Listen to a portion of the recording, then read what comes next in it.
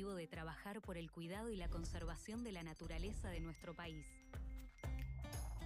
El oso hormiguero es nuestro emblema y nos recuerda todos los días los compromisos que asumimos y las metas que queremos alcanzar. Las diferentes problemáticas ambientales de la Argentina impulsan nuestra visión de construir un futuro en el que las personas vivamos y nos desarrollemos en armonía con la naturaleza.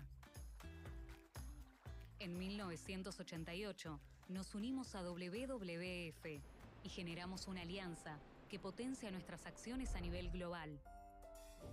Desde nuestros inicios, proponemos soluciones